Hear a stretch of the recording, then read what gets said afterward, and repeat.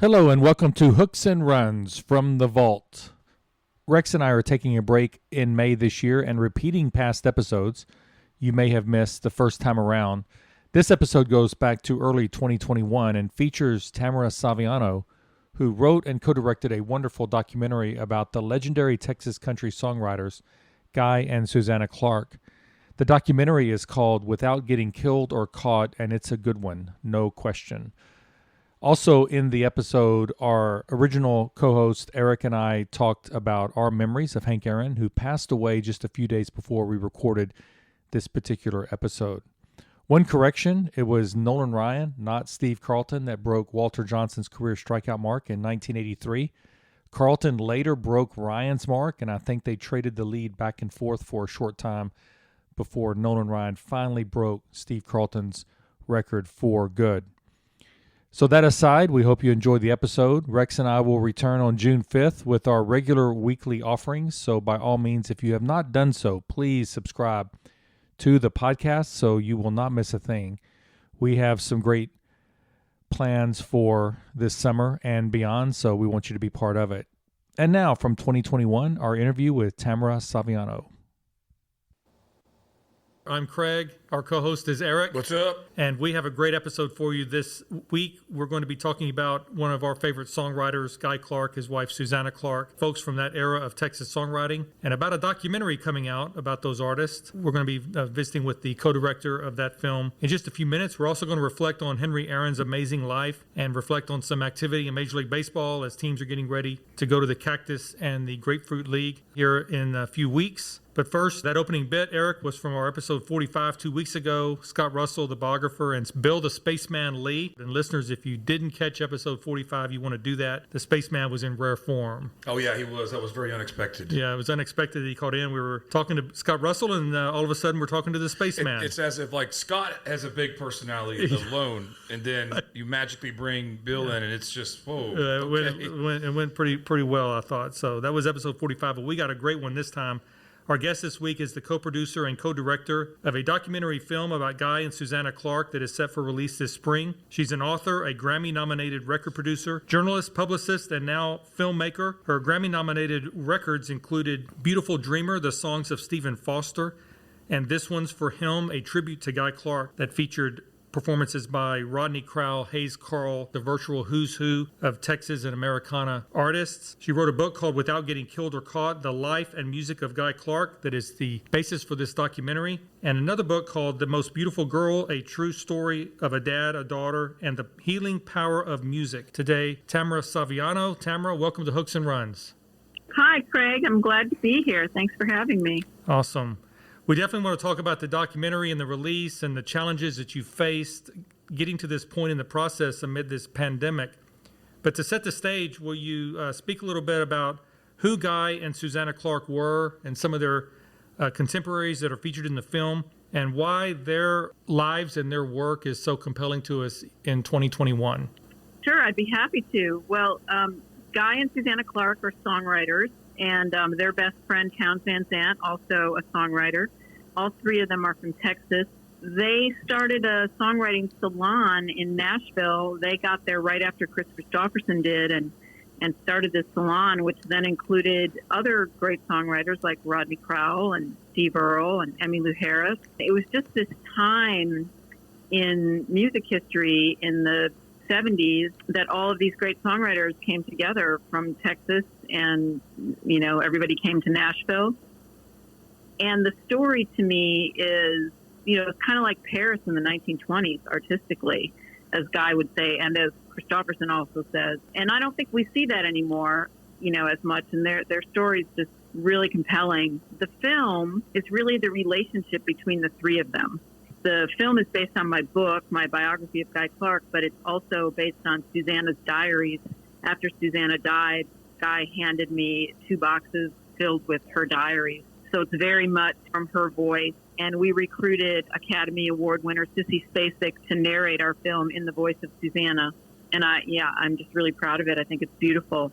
I think anybody that appreciates art and music and good stories and friendship and history will like our film. When I first heard about the film, I immediately thought about the 1976 film Heart-Worn Highways that prominently featured Guy Clark, but also Townes Van Zandt and some of the people that you've mentioned from that time. And I noticed in the trailer you feature that brilliant scene of Guy and Susanna and a young Steve Earle and Richard Dobson and some of the others around the Clark's kitchen table trading songs during a Christmas Eve together.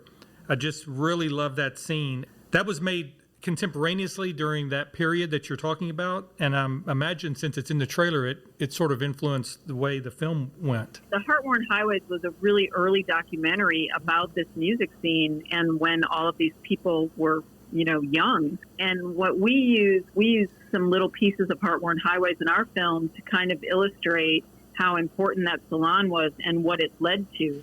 And then, of course, we go forward in time so everybody can see what happened with the artists that were around that kitchen table. Steve Earle and Rodney Crowell are a huge part of my film. They were there with Guy and Susanna from the early days.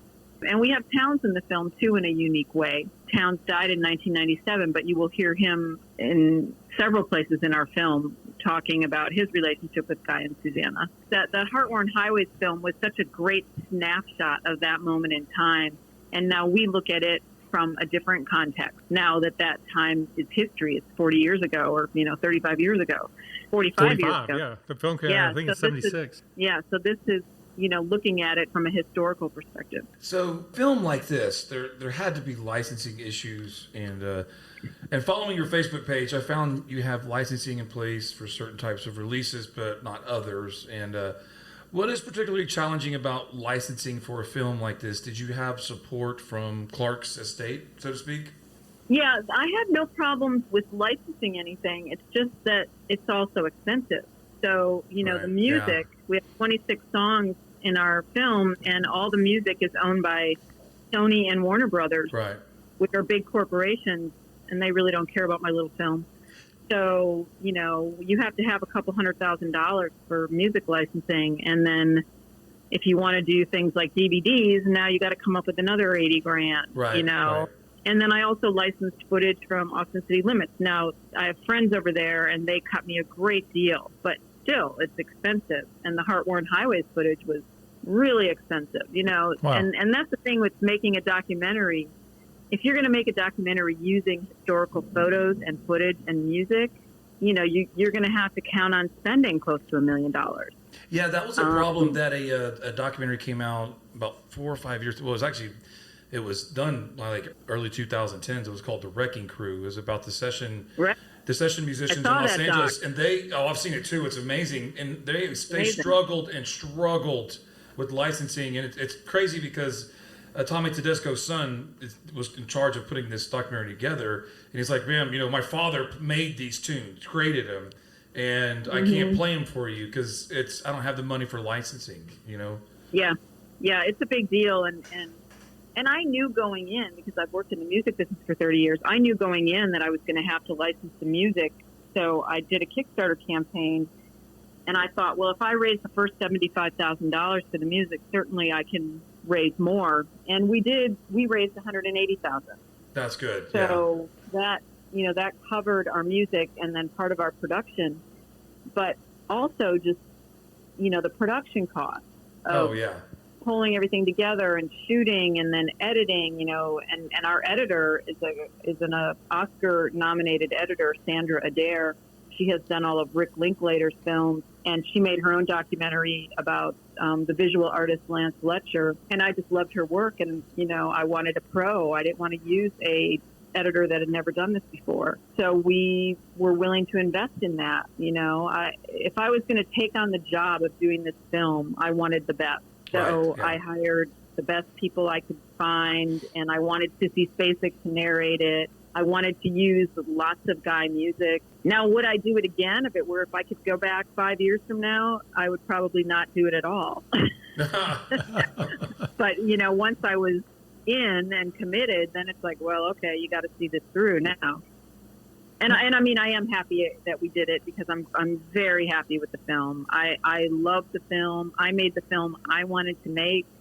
Whoever doesn't like the film, it won't matter to me because, again, I made the film I wanted to make, and I was able to pull it off. I was able to raise the money. I have investors hopefully we'll get some of their money back. But, I'm really proud of it. And I know Guy would be too. And that's important to me. I'm quite sure that Guy would be happy with this film. Well, you wrote the book without getting killed or caught. At the time you wrote the book, did you envision it becoming a documentary or being part of a documentary? I did not envision it becoming a documentary at all, but we did start working on the documentary before the book came out. What happened was, so Guy and I started working on the book in 2008.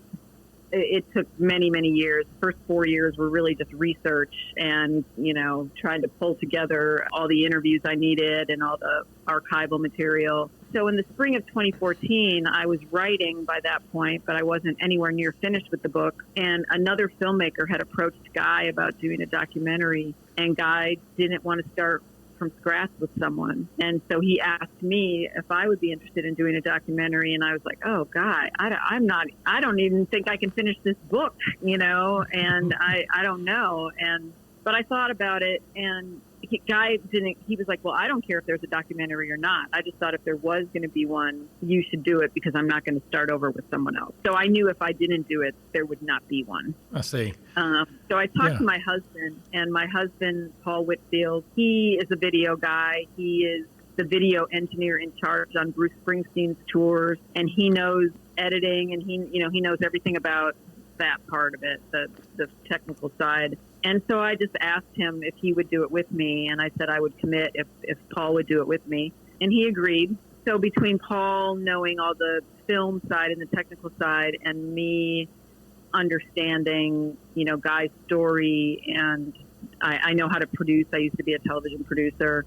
Between the two of us, we were able to really pull together a team and do this film. And of course, it was really fun to work on a project like this with my husband as well. Sure. Back to that Christmas Eve scene and that whole community of songwriters and artists that came together at that time in the mid-'70s. What was it about that time and place that made something like that kind of Paris in the 20s attitude or atmosphere prevail? Was it the power of the personalities of the people involved, or was there something else happening that just made that happen the way it did?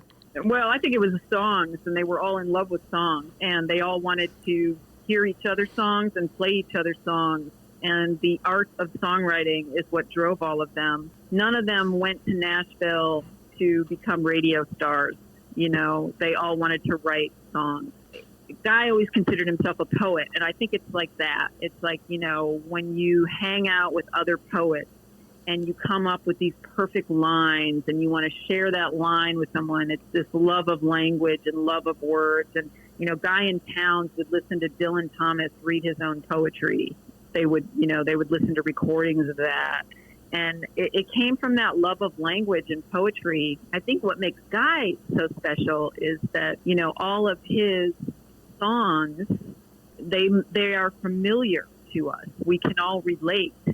Desperado, Waiting for a Train. Now, we might not have had exactly Jack Prigg in our life, but we've had grandfathers and we've had uncles. We've had, the old men in our life that we've loved.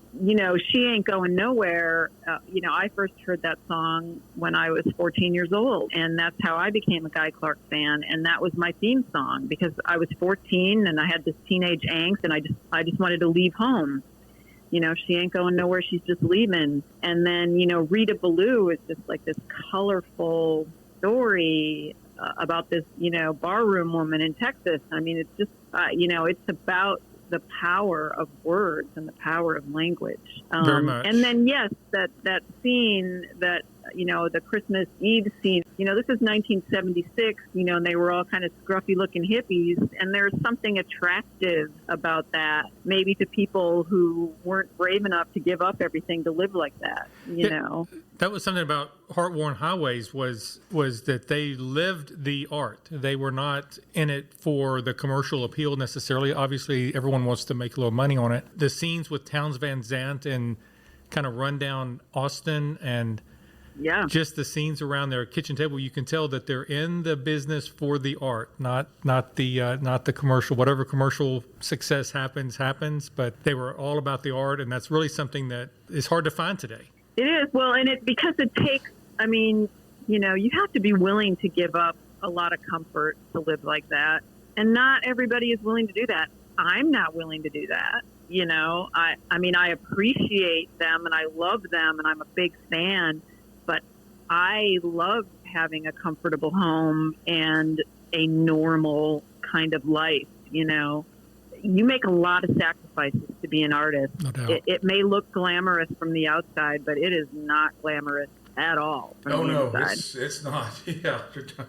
And one of the my favorite Guy Clark little stories or moments is he wrote #1 for Ricky Skaggs called Heartbroke. Right. And not knowing that Ricky Skaggs recorded it, George Strait also recorded it. About I guess 2 weeks after Skaggs, and news didn't travel as fast as it does now, back then. And the Marshall Tucker Band recorded it. It was eventually Ricky Skaggs that went #1. Those are moments like that I think are just the coolest for a songwriter. When you have a song, you wrote a song by yourself that everyone, it's not because now in Nashville it's just nothing but a collaboration. I mean, now they have that show on the NBC Songland or whatever, and they had a song recently go #1 by Lady A, and it had 11 songwriters on it. That's just a little too much in my opinion. And you just have these stalwarts in the industry like Guy Clark who just sit down and they can write by themselves, and that's just hard to do. It's not easy. And there are still a lot of songwriters in Nashville that are all about the art, like Jason Isbell. Yes. And there's a whole bunch of more Americana artists that kind of follow in the footsteps of Guy, but the country music, mainstream country music business, they're just in a different business. It's about cranking out radio hits. That's what it's about. They're not trying to be artists and they're not trying to be literary songwriters. They're trying to be hit songwriters. It's just two different business models. And I think that, there's definitely a place for both. It might not be everybody's cup of tea, but, radio hits, that's a big business. And I think as a songwriter, there comes a point in time where you kind of have to choose. It's hard to do both, And Guy chose to go down this path that was important to him. But, and he says this in the movie, if he could have written a Garth Brooks song, he would have. It just wasn't him. He didn't have it in him. He just doesn't have that same skill set. Yeah, that's interesting that's in the film. Well, Susanna Clark, you talk about, the Creature Comforts, she was in this group too and was an integral part of it, married to Guy Clark for many, many years and a partner with him to the end. Comes across in Heartworn Highways as a background figure, but she's extremely powerful and successful in her own right. She wrote Easy From Now On, and Come Now From the Heart was a #1 song. Was that Kathy Mattea? Yeah, Come From the Heart. Yeah. It's been recorded by a lot of people. Kathy Mattea made it #1. She had a big hit with that, and she's also an accomplished painter. And so what is your film going to do as far as bringing her work to light? Because I think a lot of people see Susanna Clark as a kind of a supporting character to, the larger-than-life figures like her husband Guy and Townes Van Zandt. Well, in my book and in the film, she's not a supporting character at all. She's a main character. And as a matter of fact, she drives the entire film. It's narrated in her voice. It's her telling the story. We talk a lot about her art. Sissy Spacek plays Susanna in the film, the voice of Susanna. And yeah, that was important to me that, Townes and Guy were big personalities and Susanna kind of got lost in that.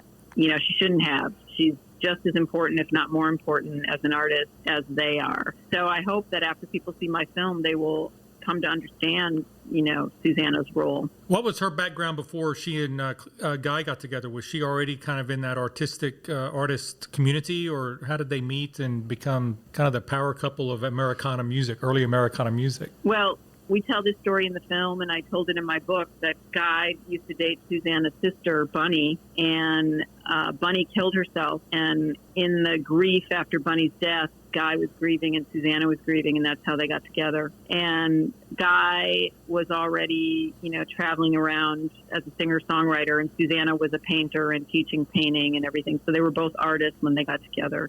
But yeah, their Bunny's suicide is what brought them together. Yeah, she not only wrote those successful songs, but she also drew or painted some album covers. I know Willie Nelson's Stardust was one. So she was in demand, a multi-talented artist. I agree. It is important that she be seen in that light because I think Guy and Towns and some of those other figures were so strong as performers and such strong personalities that you don't get the sense of the accomplishment that she had through her life as an artist. Right. Susanna definitely gets her day in my film, and she did in the book too, but I think more people will see the film than read the book. It's a long book. Well, I understand that the film was premiered at South by Southwest in 2020, but that was right before the pandemic and the shelter in places came into effect and everything kind of ended up. It did not premiere at South by because South by was canceled. Okay. Yeah.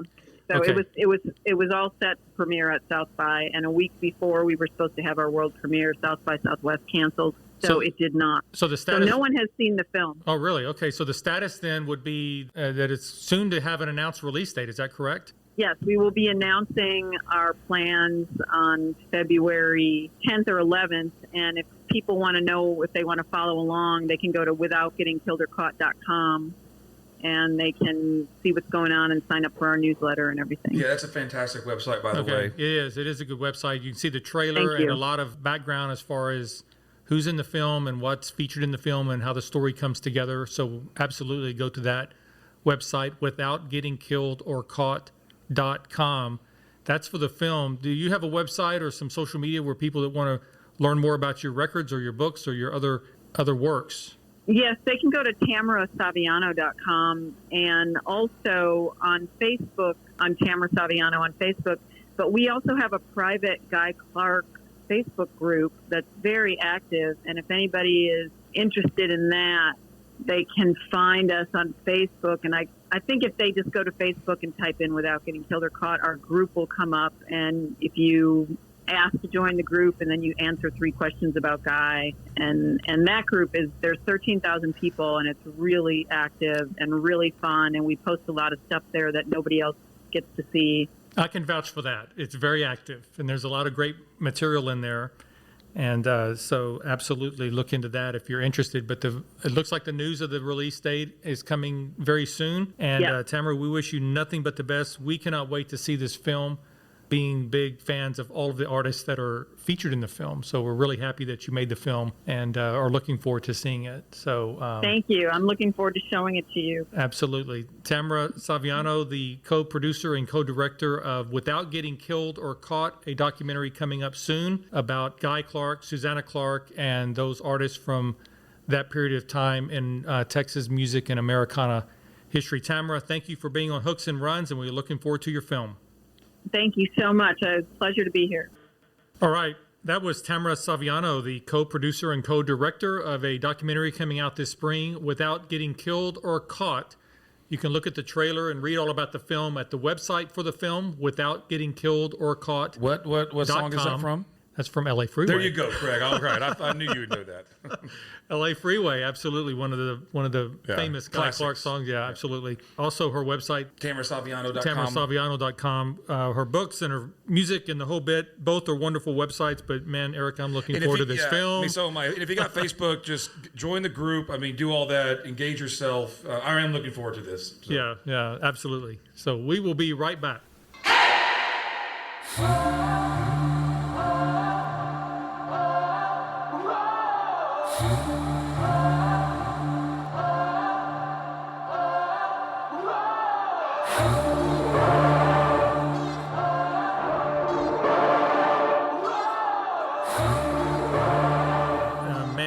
It has been a tough road for Major League Baseball. So many Hall of Famers have passed away in the past 9 months or 10 months. Man, I know. But the one that really hit home and really hit hard was this past week. Henry Aaron, Hank Aaron, the Hammer and Hank, died at the age of 86. And he was one of the baseball's obviously greatest hitters and greatest players and greatest advocates and ambassadors to the game, for the game of baseball, but he'll always be remembered for breaking Babe Ruth's career home run record in 1974. He played virtually his entire career with the Braves, first in Milwaukee, and then when the team moved to Atlanta, of course, he went along with the team. He closed out his career back in Milwaukee as a designated hitter, mostly for the Brewers. His death comes at a time where as we mentioned, a lot of Hall of Famers have been passing, it seems like, every week. Just about 10 Hall of Famers have died since April 2020. Al Kaline, Tom Seaver, Lou Brock, Bob Gibson, Whitey Ford, Joe Morgan, Phil Necro, Tommy Lasorda, and Don Sutton. Those last two dying earlier in January, but now Aaron. And as great as those players were, to me, Aaron really hits close to home. I mean, he's still, right now, the all-time RBI leader and the all-time total bases leader, still to this day. He was just a hitting machine, and it's been really interesting to follow some of the boards on like Reddit or whatever, where it always devolves into this argument over who was the greatest hitter, Aaron or Mays or Mantle of that era, because they all came up. They were all born within about 3 or 4 years of each other. They all came into the into the major leagues in the early 1950s. They all had tremendous Hall of Fame careers. But anytime you talk about who's the better player, you have to distinguish. Are you talking about peak value or are you talking about career value? And if you're talking about peak value, there's no question that Mays and Aaron hit higher peaks. I mean, Mays and Mantle hit higher peaks than Aaron ever did. Right. It's like this. We had that peak. We had Right. that draft of, so to speak, of the peak. But we none of us picked, for example, Johnny Bench as catcher. Right. Even though he never had a peak, but he played so long, he has the highest wins above replacement career for any catcher. I mean, by far. Right. And that's how you have to look at Hank Aaron. Aaron had tremendous consistency year to year. You have to be consistent to hit that many home runs. He ended up with 755 home runs in his career. And like Eric said, he still holds several records even through the steroid era. Yeah. And all of that. Yeah, I mean, he did this. Here's what's crazy. I was looking up at his stats. I've been studying him all weekend, and I guess from 1959 to 1962, they had 2 All-Stars. Two All-Star games, yeah. I did not realize that. They So did. if you count those, he's a 25-time All-Star. Yeah. That is, I can't believe I just said that. Yeah. How do you do that for that long? Well, it's amazing to be a 22-time All-Star, 22 seasons. It's amazing to be a 10-time All-Star. Exactly, yeah. He doubled that. He was just that consistent. Mays was, I think, a 21 or 22-time All-Star. They were just that consistent. Mays had a little bit higher peak. He also played a tougher defensive position in center field and got a little credit for that. But Aaron could flat hit the baseball, and he just produced top-line numbers year after year after year. And of course, what I remember from my youth, probably one of the most vivid memories, or maybe the first memory that I have of sports on TV and that sort of thing, was the Henry Aaron home run chase to 715, because it spanned 2 seasons. Yeah, that's right. And so is he going to break the record in 73? Is he going to make it? He came really close. And then you had all of the off-season anticipation going into the 1974 season, and it became an issue. I mean, it became a thing with companies doing promotional things like, tell us when you think the home run will be hit and you'll win a prize or something like that. Everyone wanted to get on the Henry Aaron bandwagon. And while that was going on in the larger public, you had Aaron getting all of this abuse from Klansmen and white supremacists, death threats, because here was a black man from Mobile, Alabama, born in the depths of Jim Crow in 1934, who was about to break Babe Ruth's record. Mm-hmm. And those people were not having it, and Aaron was just getting incredible abuse, and yet he just soldiered on. He kept them as keepsakes. He kept them, and he read them for motivation. Yeah, he did, and he was such a not that he was forgiving of this hate that was coming his way, that a lot of people at the time didn't know about it. And I was preteen, and so I don't really remember all of that, and I don't remember how it was covered, that aspect of it, although I knew that it was. But I don't remember those details, and I don't remember Hank Aaron talking about it a whole lot. But he had to live through it, and I do know that he said at one point that what was supposed to be the happiest time of his life, chasing down that record and ultimately breaking that record became something that was very difficult for him, a very difficult time in his life, because he had to endure that. He said, they cut out a piece of my heart. Babe Ruth never had to contend with anything like that when he was establishing his record. Yeah, he had to contend with who's getting me my hot dog and beer. Yeah, exactly. Or, you know, there was, he was, So, but anyway, the story of the home run chase to break the record was in 1972, Aaron hit 34 home runs at the age of 38 to bring his career total to 673. So he went into the 1973 season needing 41 home runs to tie the record and 42 home runs to break the record. And Aaron hit his first home run on April the 11th, and then he was off by the All-Star break. He had 27 home runs, which is quite a bit of home runs to be at the All-Star break. And I think a lot of people, he was at even 700, and a lot of people thought he had the rest of July, August, September. He was going to break the record in 1973. He kind of struggled through August a little bit, and on September 3rd hit 2 home runs, his 34th and 35th. So now he's at 708. He's got a little under a month to go. And he hit some more home runs on the 8th and the 10th.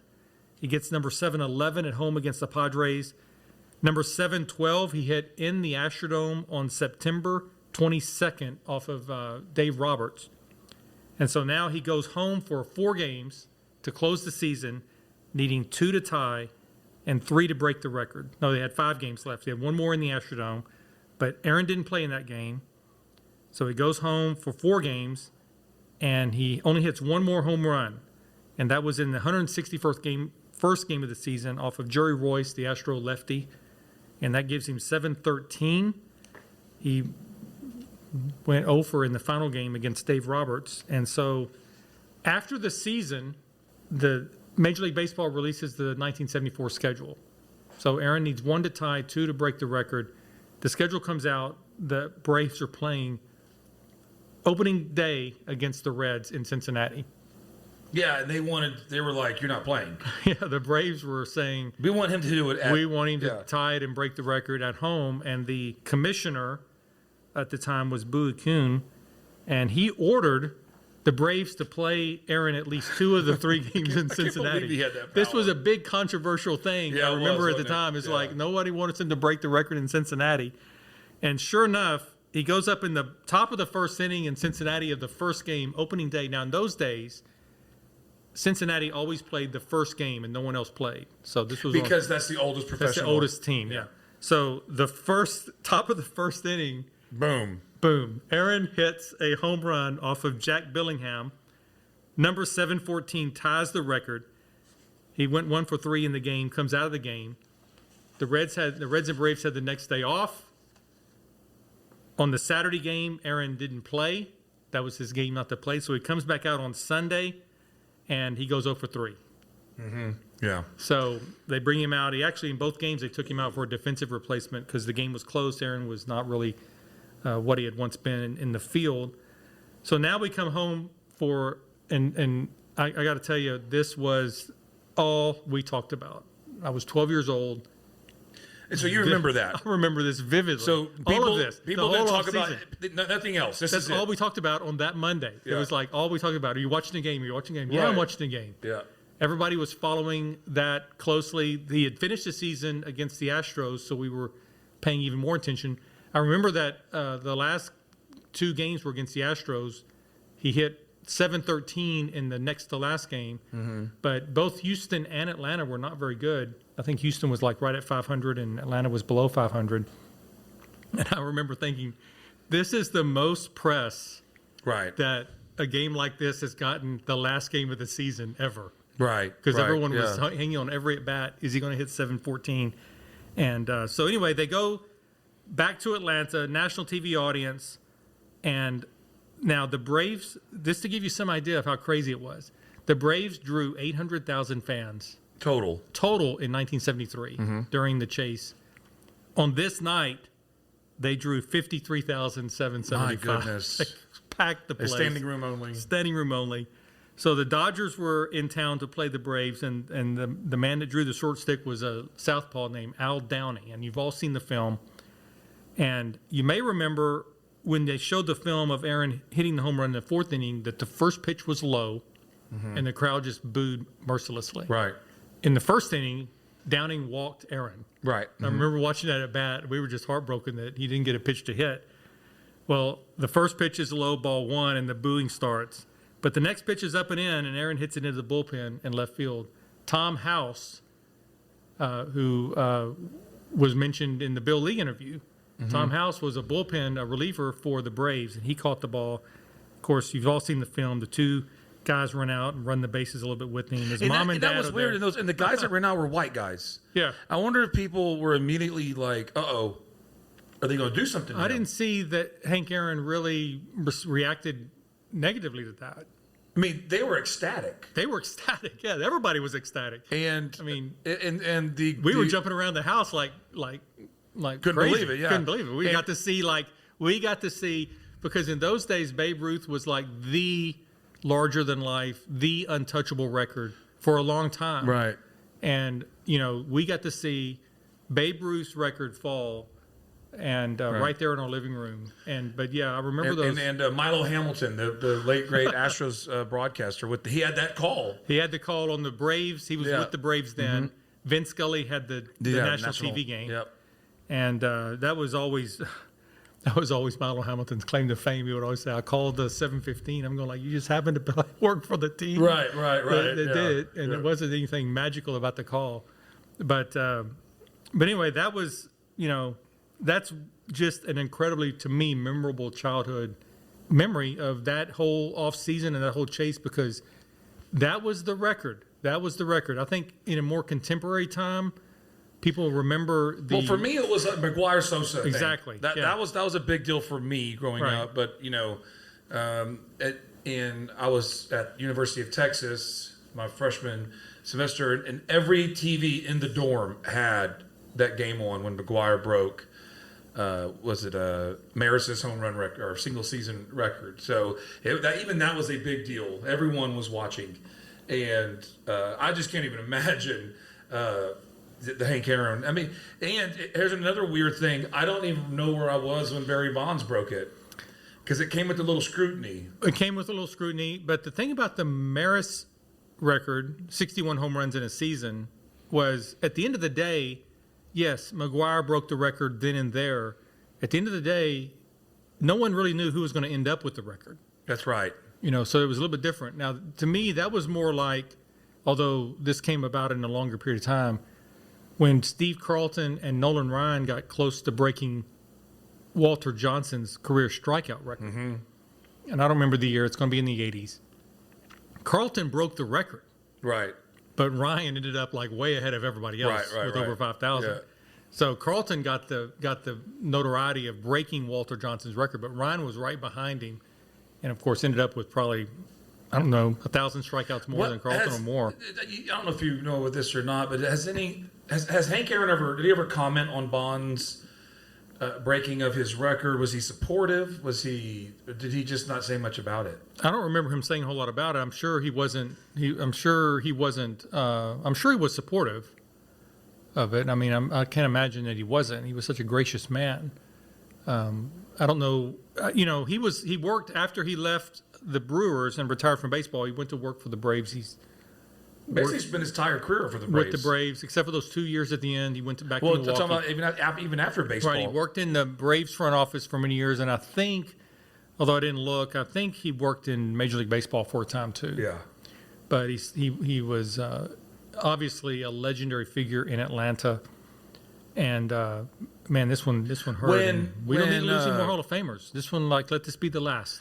When Joe Biden, Bill Clinton, George W. Bush, Jimmy Carter, when they issue a statement, a current president and the former presidents on an athlete, you that's when you step back and say you have to admire. You have to admire it. We looked at the Hall of Famers that have passed: Kaline, Brock, Morgan. These were all great players, but Aaron was, to me, a larger than life figure. He's in the category of the Muhammad Ali's.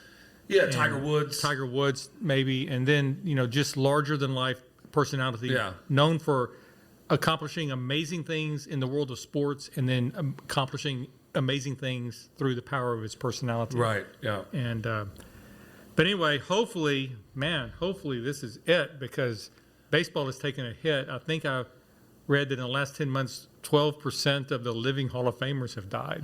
I know. It's just really a run of tough luck. But man, been thinking about Hank Aaron a lot, and I've really been thinking about that period of time between 1973 and 1974. A lot of really wonderful memories of just an incredible chase of that record, and then breaking that record. Oh yeah, yeah, definitely. Yeah, gonna miss him. That's for sure. No doubt. Thank you, Tamara Saviano, our guest. The documentary is Without Getting Killed or Caught. Check it out at withoutgettingkilledorcaught.com. A documentary about Guy and Susanna Clark and those great songwriters from Texas in the 1970s. Please subscribe to our podcast if you've liked what you've heard today on Hooks and Runs.